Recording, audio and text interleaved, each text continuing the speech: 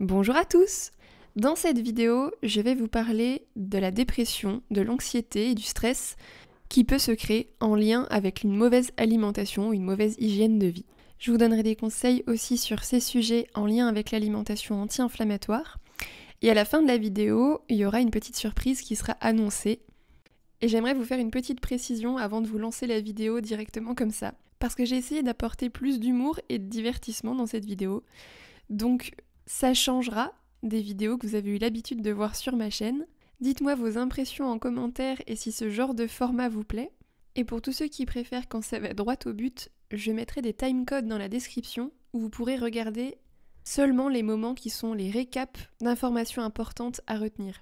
Et je vous dis bon visionnage!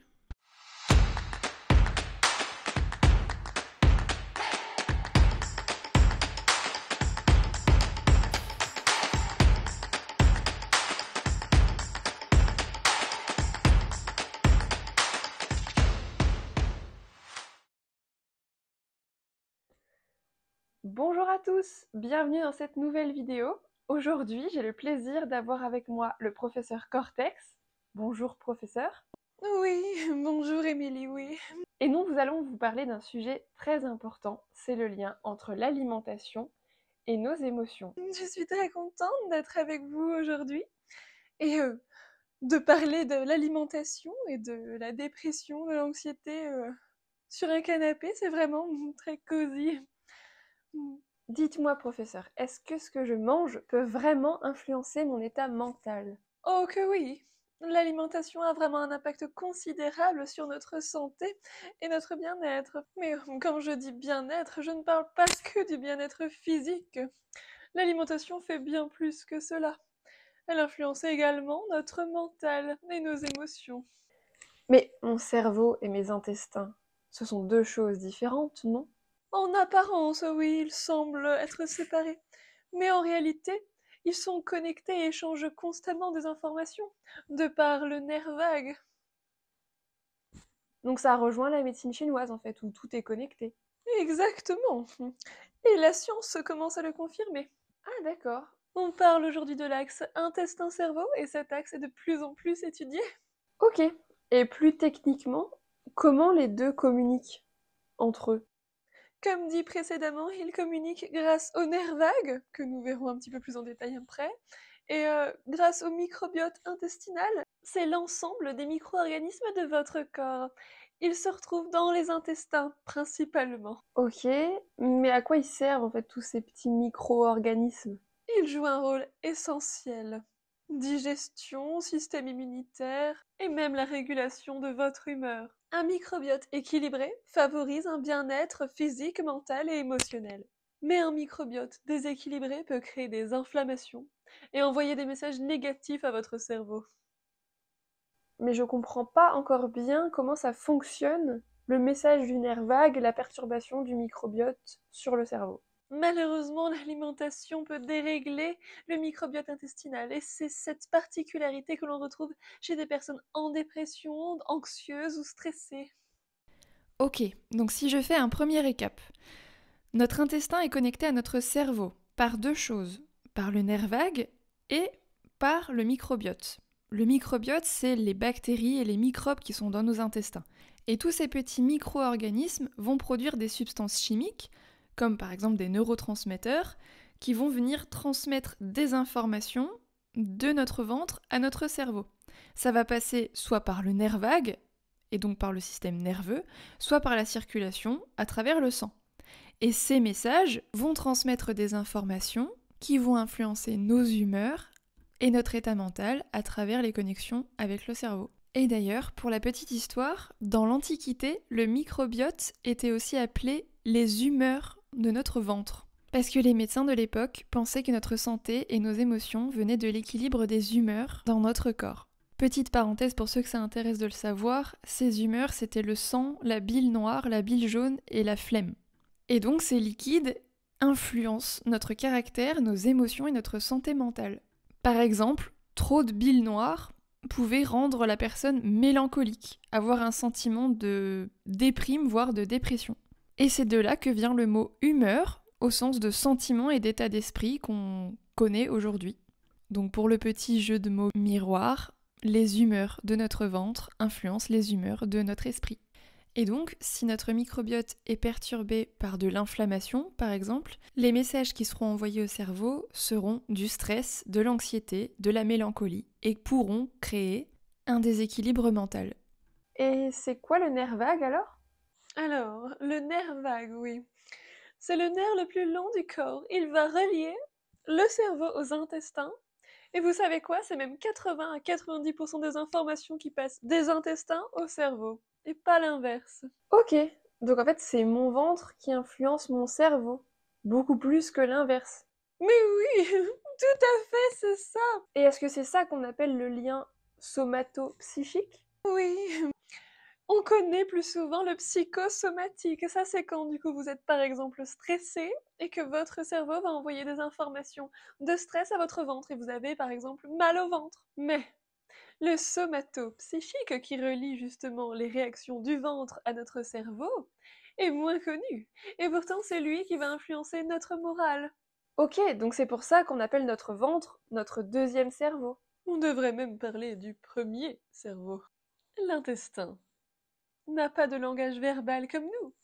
Du coup, il communique avec des signaux biologiques. Des douleurs, de la mauvaise humeur, des émotions perturbées, des dérèglements hormonaux ou encore, bien sûr, la fameuse inflammation. Ok, donc si je comprends bien, si je mange pas de manière équilibrée, que j'ai pas forcément une hygiène de vie très équilibrée, très stable, du genre un bon sommeil, du mouvement, enfin que j'ai beaucoup de sédentarité, de scrollage ou des trucs comme ça, je vais créer un stress au niveau de mon ventre et donc du microbiote. Ça va créer une inflammation. Cette inflammation, elle va perturber tout mon système immunitaire et les messages que mon ventre envoie au cerveau, ce qui veut dire qu'il va lui dire parce qu'il peut pas communiquer mon ventre. Donc forcément, il va dire à mon cerveau qu'il y a du stress, que je me sens mal et que je suis déprimée. Moi, je crois que c'est psychologique, mais en fait, c'est mon ventre qui dit ça. Oui, oui, bien sûr. Les bactéries intestinales jouent un rôle dans la création des neurotransmetteurs, dont la fameuse sérotonine. Est-ce que tu peux m'expliquer un peu plus cette notion de neurotransmetteur? La sérotonine influence le bien-être et l'humeur, la dopamine, la motivation et le plaisir, le GABA, la relaxation et l'anti-anxiété, et le cortisol, c'est celui qui apparaît quand il y a des réactions inflammatoires en excès. C'est fascinant. Et devine où se fabrique 95% de la sérotonine? Dans l'intestin. Exactement. À 95%. Mais c'est énorme. Oui, voyez-vous, les intestins ne sont pas un simple tuyau. Si on leur donne de la junk food, comme on pourrait parler de façon moderne, donc c'est tous ces sodas, produits transformés, chaînes de restauration rapide, etc., voire même des choses un petit peu plus sournoises que l'on peut retrouver dans de l'alimentation, c'est les sucres raffinés ou tout ce qui est autres produits inflammatoires, gluten, fromage en excès, des viandes rouges tous les jours, ou encore de la charcuterie, des choses comme ça. Ou qu'on est stressé, qu'on a une vie moderne bien trop chargée. Voyez-vous, ce sont toutes ces choses-là qui créent une inflammation, littéralement. Ouais, donc l'inflammation, c'est vraiment le truc qui fout la merde et qui revient tout le temps, c'est ça? Oh oui, ne m'en parle pas. L'inflammation, c'est vraiment le nerf de la guerre. Et quand il y a cette réaction inflammatoire, le système immunitaire se réveille. Et là, boum! Il envoie des cytokines, ces petites molécules qui vont foncer à toute vitesse des intestins au cerveau pour lui dire que quelque chose ne va pas du tout. Et là, le cerveau va envoyer des petites secousses émotionnelles pour vous faire réagir. Et très souvent, on n'entend pas ces petits messages qui nous disent «Oh, quelque chose ne va pas et c'est moi qui vais pas bien, je ne me sens pas bien, je suis déprimé, je suis anxieux». Et ça vient pas forcément que de l'esprit, non, non, ça vient des intestins. Ok, donc si je fais un deuxième récap et que je vais un petit peu plus loin. On connaît tous le lien psychosomatique. Ça, c'est quand le cerveau va influencer notre corps et plus particulièrement nos intestins, avec des crampes d'estomac par exemple. Ou quand on est anxieux, on peut avoir la boule au ventre, comme on dit. Donc ça, c'est que un sens de l'axe, du cerveau aux intestins. Alors que 80% des informations passent principalement dans l'autre sens, donc des intestins au cerveau. Et ça, c'est le lien somato-psychique. Donc quand on dit que le ventre, c'est le deuxième cerveau, on devrait plutôt dire que c'est le premier. Et tous les messages qui vont passer par le nerf vague vont jouer un rôle crucial sur la régulation de notre système nerveux autonome. À l'intérieur de lui, il y a le système parasympathique et le sympathique. Et celui qui est appelé sympathique, en fait, il l'est pas du tout. Donc ils auraient mieux fait d'inverser les noms, mais bon. Ces deux systèmes, sympathique et parasympathique, c'est eux qui agissent pour réguler notre réponse au stress et maintenir l'équilibre. Donc le système sympathique, qui ne l'est pas, est activé en situation de stress ou de danger et prépare donc le corps à agir en cas de stress ou de danger. Donc ce système-là, il faudrait pas qu'il soit surstimulé ou trop présent, sinon vous comprenez que ça va dérégler notre bien-être. C'est comme être tout le temps sur le qui-vive, tout le temps en tension et ne jamais pouvoir se relaxer. Et le système parasympathique, donc c'est celui-là qui est principalement activé avec le nerf vague, il va gérer le repos et la digestion, mais il va aussi permettre de ralentir les fréquences cardiaques et donc d'apaiser le stress. C'est bien lui qui a un rôle central dans la réponse de relaxation du corps. Donc c'est pas dans le cerveau que sont produits la plupart des molécules chimiques qui influencent notre humeur et notre bien-être. Et ces molécules chimiques ont un nom, c'est les neurotransmetteurs. Et beaucoup de personnes ignorent que ces neurotransmetteurs sont créés en grande partie dans les intestins. Vous connaissez sans doute la sérotonine, qui est aussi appelée l'hormone du bonheur, parce que c'est un neurotransmetteur et une hormone aussi, oui oui. Et bien elle est produite entre 80 et 95% dans les intestins. Et la sérotonine est connue pour réguler notre humeur, notre motivation et notre bien-être général. Et s'il y en a trop ou trop peu, parce que tout excès est un dérèglement aussi, ça peut causer des troubles comme de la dépression, de l'anxiété, du stress et d'autres perturbations émotionnelles. Et ce qui va principalement dérégler notre microbiote et envoyer des messages de stress par nos nerfs vagues, c'est l'inflammation. Et ce qui crée le plus souvent et le plus facilement de l'inflammation dans notre corps, c'est une mauvaise alimentation.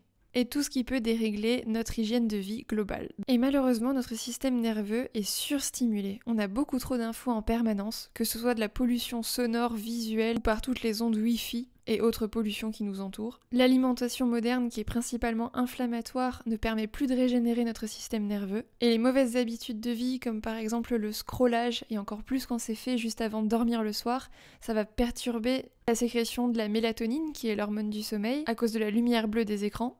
Et toutes ces choses qui créent de l'inflammation vont faire que notre système immunitaire réagit en excès pour essayer d'apaiser l'inflammation.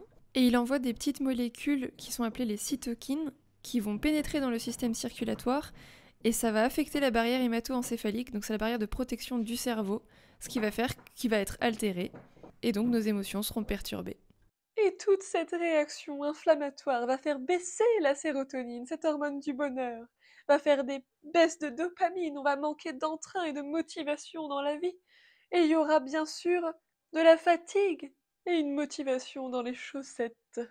Vois-tu, notre corps est vraiment très intelligent. Il cherche à nous parler. À nous d'apprendre à l'écouter.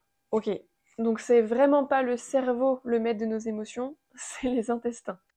Oui. Et donc la sérotonine, c'est l'émotion la plus importante pour se sentir bien. Donc c'est celle qui nous intéresse. Vois-tu, il y a des aliments qui sont précurseurs de la sérotonine qui pourraient aider à booster nos hormones de bonne humeur. Mais en fait, ce tryptophane qui se retrouve dans certains aliments, comme par exemple des œufs ou certaines viandes ou des légumineuses, se retrouve bloqué quand il y a justement trop d'inflammation. Il ne peut pas faire son rôle. Pouah. Voyez-vous, le problème avec l'inflammation, c'est qu'elle se crée assez facilement dans notre contexte de vie moderne. Par exemple, juste du stress va créer du cortisol, venir faire que les intestins vont être plus poreux. Et cette perméabilité va faire que les bactéries vont passer.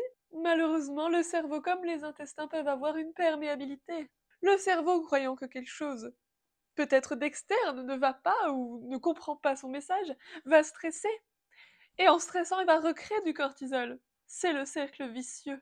Donc quand on entend parler de mindset et travailler l'esprit pour agir justement sur le corps et sur nos émotions, mais en fait ça c'est prendre le problème à l'envers quoi, c'est juste le top de l'iceberg. Eh oui, tu comprends le problème. Et malheureusement, sans changer son hygiène de vie, on ne change pas ses émotions, ni son bien-être mental. Mais pourquoi on nous informe pas de tout ça? Parce qu'en fait, si on règle déjà l'alimentation et notre hygiène de vie globale, bah, il y a 80% de problèmes en moins à apporter chez le psy, quoi. Oui. Mais en fait, si on règle pas l'alimentation, bah, le problème, il fait que revenir, quoi. Enfin, l'alimentation et tout l'hygiène de vie qui va avec. Donc si j'essaye de résumer, en tout cas pour vous par rapport à cette partie-là, quand il y a quelque chose qui va pas, déjà de base, faut se poser des questions genre classiques.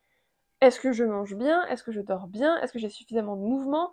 Est-ce que je m'apporte du plaisir et est-ce que j'ai assez de temps de repos, de relaxation, etc. Donc genre méditation, respiration.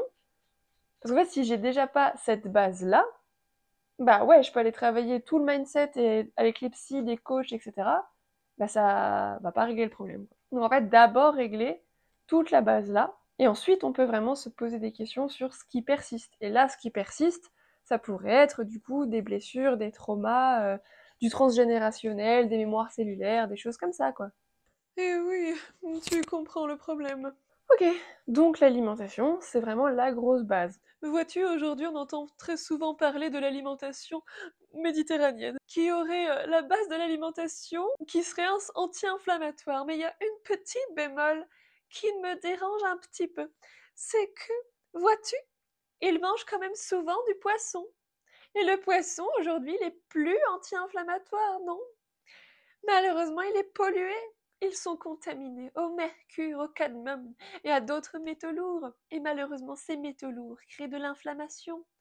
Et ils contiennent plus beaucoup d'oméga 3 naturels. Donc malheureusement, il y a une vraie carence au niveau de l'oméga 3, oui.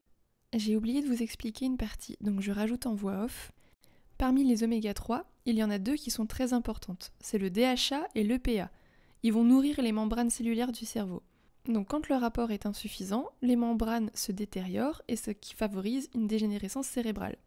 Et aussi, les oméga 3 vont jouer un rôle clé dans la réduction de l'inflammation, que ce soit au niveau des intestins mais aussi du cerveau, vous l'avez compris. Et quand il y a une alimentation qui est principalement inflammatoire, il y aura un ratio oméga 3, oméga 6 dans le corps qui sera déréglé. Et les oméga 6 sont pro-inflammatoires, les oméga 3 donc anti-inflammatoires. On entend souvent que les oméga 3, on va pouvoir s'en apporter naturellement grâce aux poissons. Mais comme expliqué, malheureusement, quasiment tous les gros poissons aujourd'hui sont contaminés, bourrés de métaux lourds et donc plus du tout anti-inflammatoires. Par contre, les petits poissons restent un peu mieux car moins contaminés dans la chaîne alimentaire. Donc manger quelques fois dans la semaine des petits poissons comme des sardines, des harengs, des anchois ou des petits maquereaux, mais pas tout ce que vous trouvez dans des boîtes avec des sauces et des choses comme ça. Ce qui est à la rigueur dans l'huile d'olive, ça c'est ok. Ça va vous apporter déjà une première base d'oméga 3. Donc que ce soit pour soutenir la membrane cellulaire, pour prévenir la dépression, l'anxiété ou le stress, ou alors pour aider votre corps à combattre la dépression, l'anxiété ou le stress, en apportant les bons aliments et les bons nutriments qu'il faut pour apaiser le système nerveux et donc apaiser le cerveau, et vous l'avez compris, apaiser votre esprit et vos émotions. Et prendre des compléments alimentaires de DHA, ce serait vraiment très utile puisque dans tous les cas, on en manque et on n'en aura pas suffisamment dans l'alimentation. C'est un des compléments essentiels pour réguler votre bien-être, avec aussi du zinc et de la vitamine D, qui est essentielle aussi, mais que beaucoup de personnes manquent, notamment à cause d'un manque d'exposition au soleil, principalement en Europe, et une alimentation qui est pauvre en aliments riches en vitamine D. Ces trois nutriments vont influencer notre santé mentale, mais aussi la manière dont nos gènes s'expriment, donc ce qu'on pourrait appeler l'épigénétique. Et ce qui est bénéfique pour le cerveau l'est aussi pour le système immunitaire, puisque les deux sont étroitement liés. Donc la vitamine D, le zinc et l'oméga 3, principalement la DHA, va venir soutenir les défenses naturelles du corps et l'équilibre émotionnel. Et comme par hasard, quand il y a de l'anxiété chronique, de la dépression ou un stress chronique, on va retrouver des carences de vitamine D, de zinc et d'oméga 3 chez les personnes qui sont observées. Vous pouvez également ajouter de la vitamine B9, l'acide folique, sous sa forme active, donc c'est le méthyfolate, qui va aider à réguler le système nerveux, les émotions et la santé cellulaire et immunitaire. Mais des exercices simples comme par exemple la méditation, la respiration et bien sûr le changement alimentaire et l'équilibre de l'hygiène de vie vont aider à ce que ce nerf vague transmette des informations apaisées et équilibré à notre cerveau. Concernant l'alimentation, la base, c'est donc d'avoir une alimentation le plus possible anti-inflammatoire. Donc ça veut dire qu'il faudrait éviter 80% du temps les aliments qui sont inflammatoires. Donc ça va être tout ce qui est viande rouge en excès, tout ce qui est charcuterie, tout ce qui est gluten, donc pâtes, pain et tout ce qui est farine blanche, les produits transformés, dont la charcuterie en fait partie, les steaks hachés, d'autres produits où il y a plus de 5 aliments que vous ne connaissez pas, ça sera un produit transformé, tout ce qui est sucre industriel, tout ce qui est produit laitier principalement de type A1, parce que la caséine est pro-inflammatoire, entre autres, et il faut faire attention également à tout ce qui est méthode de cuisson. Dès que vous allez faire revenir des aliments dans une poêle, où ça va devenir un peu doré, voire bruni, ça va créer une réaction de Maillard. Il y a des molécules d'AGE qui se mettent dans les aliments et qui sont des toxines qui vont être très difficiles à éliminer par le corps. Et toutes les cuissons à haute température sont nocives aussi. Donc il faudrait privilégier des méthodes de cuisson qui sont douces, voire la cuisson à la vapeur, ça c'est très bien. Et dit comme ça, tout ça, ça peut faire peur. Vous pouvez vous dire qu'il n'y a peut-être plus rien que vous pouvez manger parce que vous avez eu l'habitude de manger ces aliments quotidiennement. Et bien rassurez-vous, c'est juste une question d'équilibre. Il n'y a rien qui est interdit. C'est la dose qui fait le poison. Et malheureusement, quand il y a de la dépression, de l'anxiété ou du stress, l'alimentation est souvent utilisée pour s'apporter du plaisir, de la douceur, ou tout ce qui pourrait compenser des émotions qui ne sont pas agréables. Et malheureusement, si ce qui est consommé quand ça va pas bien, c'est des aliments qui sont inflammatoires, ça va faire ce cercle vicieux où il y aura le corps qui va recréer de l'inflammation par derrière. Donc même s'il y a une sensation de plaisir immédiate, sur le long terme, c'est ça qui peut entretenir de la mauvaise humeur, de la dépression, de l'anxiété, du stress. Donc il faut trouver un plaisir entre équilibre et plaisir gustatif et faire bien attention à faire la différence quand on mange pour combler quelque chose émotionnellement ou quand on mange pour vraiment nourrir son corps. Je sais que vous êtes nombreux au cabinet à me dire que l'alimentation pour vous est un des plaisirs essentiels et que vous avez peur d'être privé de ce plaisir, alors qu'il ne s'agit pas d'enlever le plaisir de manger ni de ne plus manger aucun aliment entre guillemets plaisir, mais de rééduquer son palais pour retrouver peut-être des plaisirs plus authentiques avec des aliments qui sont vrais et pas ultra transformés. Parce qu'avec tous les exhausteurs de goût, notre palais ne sait plus apprécier de la nourriture classique. Et les vrais aliments qui sont anti-inflammatoires, c'est les fruits, les légumes, et donc il devrait y avoir des légumes à chaque repas, des fruits pris en dehors des repas, avec une variété de fruits et de légumes dans la semaine, par exemple avec 25 sortes entre les légumes et les fruits, pour être sûr d'avoir le plus de nutriments possible dans le panel, d'avoir des bonnes sources d'oméga 3, comme par exemple d'utiliser de l'huile d'olive pour cuire les aliments et de l'huile de colza quand c'est des salades ou des aliments crus, et pas des huiles de tournesol ou d'autres huiles riches en oméga 6, de varier l'apport de protéines en mangeant le moins souvent possible des protéines animales et en ajoutant par exemple des légumineuses ou des œufs. On peut manger jusqu'à 3 œufs par jour, sans souci, sauf cas particulier où il faudra peut-être demander à votre médecin son avis. Pensez aussi à boire suffisamment d'eau, environ 1,5 litre d'eau par jour, et de l'eau, donc pas avec des sucres ajoutés et encore moins des sodas ou d'autres choses comme ça. Les tisanes, c'est ok. Vous pouvez regarder les autres vidéos que j'ai fait sur l'alimentation qui pourront vous apporter des compléments à celle-ci. Je vous les mets en lien tout en haut. C'est une excellente idée. Allez-y, jetez un coup d'œil. Oui, d'ailleurs, il faut que je vous parle de quelque chose de très important. Émilie a écrit un livre sur l'alimentation anti-inflammatoire qui répond parfaitement à ce sujet. Il s'appelle L'alimentation anti-inflammatoire, les bonnes synergies alimentaires. Vous y retrouverez tout ce qu'il faut savoir pour lutter contre cette inflammation. Et si vous avez justement des petites perturbations ou des grandes perturbations de la dépression, de l'anxiété ou du stress quotidien, sachez que c'est l'alimentation anti-inflammatoire la base qui pourra vous aider. Si vous voulez en savoir plus sur son livre, n'hésitez pas, regardez la description. Et d'ailleurs, pour tous ceux qui ont aimé ce petit sujet fascinant, mettez un like, partagez la vidéo, abonnez-vous surtout. Et si Émilie me réinvite, je vous dis peut-être à bientôt.